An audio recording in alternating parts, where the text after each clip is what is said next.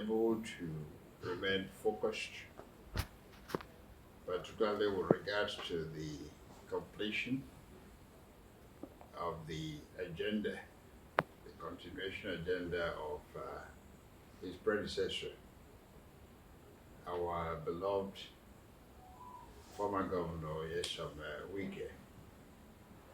So he committed to ensure that he continued for that agenda. And we have seen him the last 100 days. He has remained firm to that commitment of carrying the agenda that so beautified our state and made us one of the states in the nation that is being envied by many. Has continued with it, and so far I think he has done a great job. For the business community, of course, you're a business mogul. Um, what do you think can be done to stimulate the economy, statewise? Well, what needs to be done to stimulate the economy is to make it the environment friendly to business people. The businessmen want to see security, ensure that the environment is stable, and also that there are programs of the government to encourage investors to come and invest and make money for their shareholders. So far he's putting the structures necessary to do that in place. And the construction of roads and completion of all the roads that was started by the prior administration is part of that because we need good roads, good infrastructure to enable our business people to settle whatever they are choosing to settle in our states. On a scale of 0 to 10, how do you rate His Excellency in terms of projects and 100 days in office? Well, if I rate him based on what he committed to do within his first 100 days, I'll rate him excellent, if not 9 or 10. The reason is because he said he's going to complete 25 projects, and most of those projects are projects that the prior administration initiated. I know that 6 of the 25 projects are new construction projects that he embarked upon, and the other 19 are projects that he inherited, and also to ensure that these projects are completed. You see, the reason why I rate him excellent is because completion of projects are key. You can start something, if you don't finish it, that thing is of no use to the populace. So by ensuring that what his predecessor started and left behind, which he promised us that as soon as he gets into office within the first 100 days, he will surely try and complete them. And he has made a tremendous progress in that regard and also initiated his own 6 brand new projects. Well, you are the chair. You are the prince of Saturday Compound, John. So we would like to ask you a question about Opobosan and then the governor's excellency. Yes. For Opobo people, what do we expect for what do we expect? Do you expect much from him? Yes, we are, because the poor people now are the hem of the state affairs. We are to drive the dreams and the aspiration of Rivers people forward. And this is entrusted upon our son, and particularly the state Carter. He is from the Riverine section of the state. So the expectations are very high, and those of us from Opobo who are close to him continue to guide him, advise him. He's a very humble young man that would like to accomplish quite a lot, even though that the environment is extremely turbulent.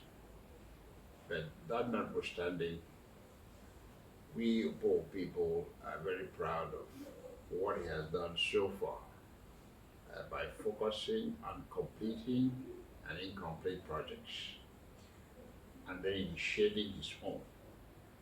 Because if you go around our state, you see a lot of projects initiated by prior administration, abandoned by the incoming, and all the resources put in there are wasted.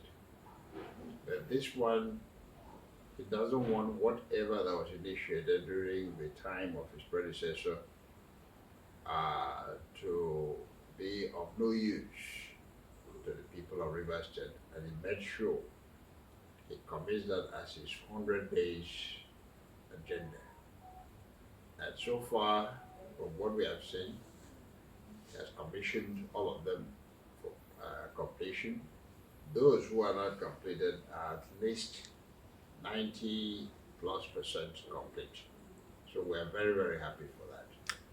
Thank you very much for our special time out on 100 days in office of His Excellency Governor Simlaye. I would like to say one thing. All right, go ahead, please. Well, I would like to say this as those of us who are in the Riverine community. As we are constructing roads, building infrastructure, I strongly feel that he should look into developing a policy on canal construction, canalization of riverine communities. Because if you look at the topography of our area and the creeks, if you are traveling from, say, from Opobo to Boni, it takes you quite a long time, but it's not quite far away.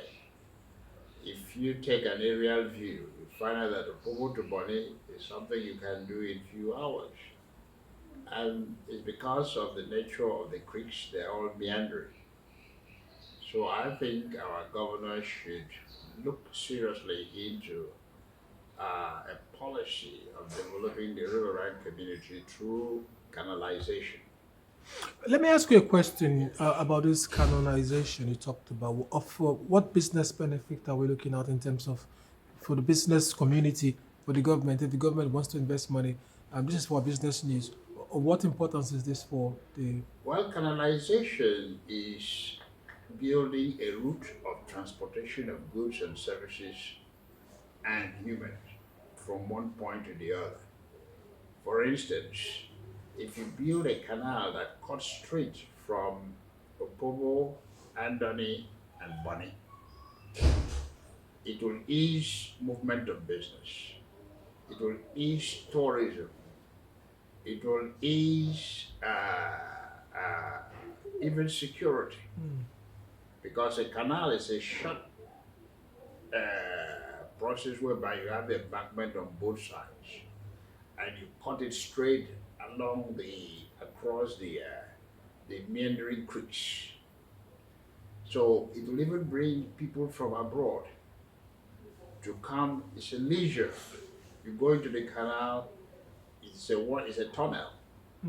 You have a security at the other checkpoint, security at the other end, and enforcement organization in between. So it's even safe and secure to travel by. Do you have an idea how much it will cost for? We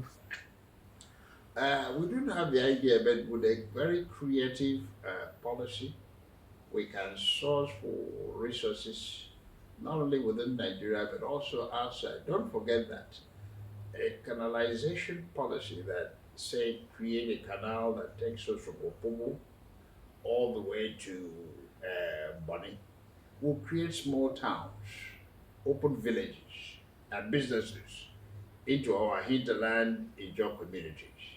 And you can do the same thing, Okrika, all the way to Calamari.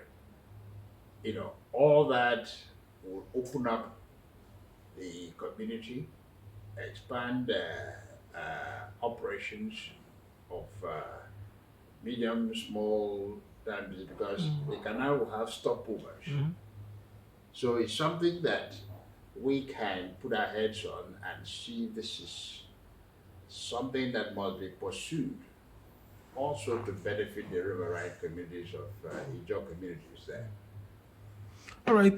Thank you very much, sir. Yes. It's been pleasure. 100 days in office of His Excellency Governor Simlai Fubara, and our guest today has been Alabo, the Prince of Saturday Compound, Alabo Saturday Ruben Mietamuno, Jaja. He's been an expert in this business. Thank you very much for your time also.